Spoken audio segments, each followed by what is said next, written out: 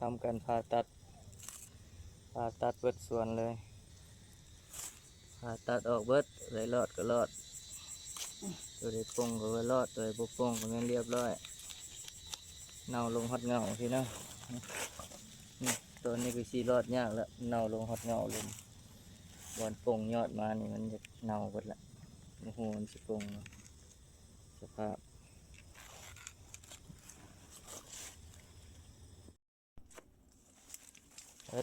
ผ่าตัดออกหมดเลยผ่าตัดครั้งใหญ่ต้นได้รอดก็รอดบ่รอดเลยก็ยอม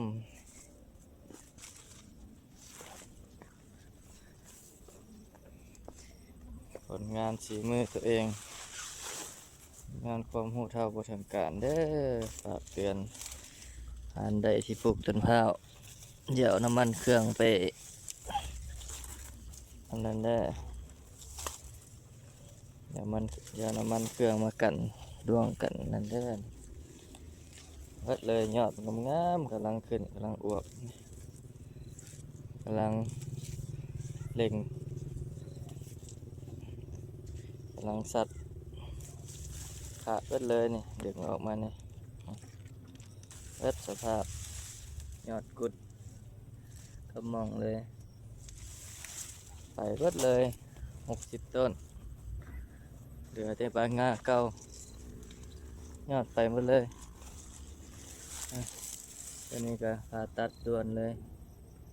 ยอดออกเบิดเหลือทุกต้นเป็นคือกันเบิดต้นนี้ยังงามต้นฤทธิ์ของน้ำมันเครื่องเด้อนี่เลย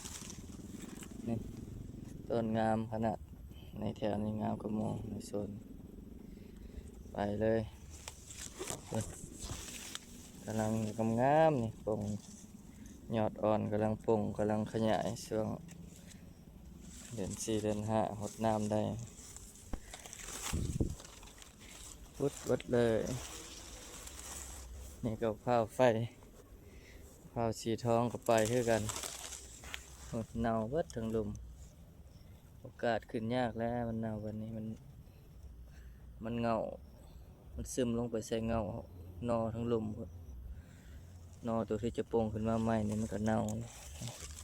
เงาแบบงามสิแต่สิได้เป็นบทเรียนอันล้ำค่าเด้อพี่น้องเลยไปเบิดเลย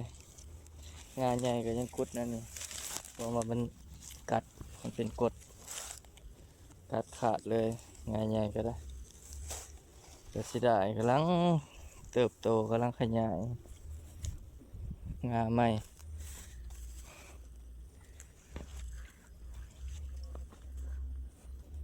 คือตัดนี่ก็สิได้ต้นหมกใหญ่นี่ไปจ้อยเอาผลงานใส่น้ำมันเครื่องเด้อนี่โอ้สิปล่อยให้แมงไม้ศัตรูพืชเข้ากินยังบ่ตายหลายกว่านี้อันนี้โหดกว่าศัตรูพืชนี่เน่าหกตกลงสิไปก็เลยกำลังงามปีหน้านี่อาจปีหน้านี่อาจสิเป็นมากละเดี๋ยวนี้ไปก่อนหมดสภาพก่อนนี่ตัวนี้ก็เงาบักใหญ่นี่เหลือแต่เงายอดไปเบิดละไปเบิดเลยยอดเพื่อนตัวบ่ได้เลยตัวใดสิได้ผ่าตัดไหมตัวใดบ่ได้บ่ปงคืนแล้วก็แม่นเรียบร้อยหมดสภาพตัวใดปงคืนก็มีแต่ว่าใช้เวลาฟื้นตัวใหม่ปีนี้เริ่มต้นศูนย์ใหม่พอถือเป็นอุทาหรณ์เด้อท่านใดที่เข้ามาติดตามชมฝากกดไลค์กดแชร์เตือนบรรดาท่านที่ยังบ่เข้าใจเรื่องการปลูกต้นข้าวการป้องกันศัตรูพืชนะบ่นึกบ่ฝันว่ามันสิมีฤทธิ์ปานนี้น้ำมันเครื่องได้ในผลของการใช้น้ำมันเครื่องกันดวง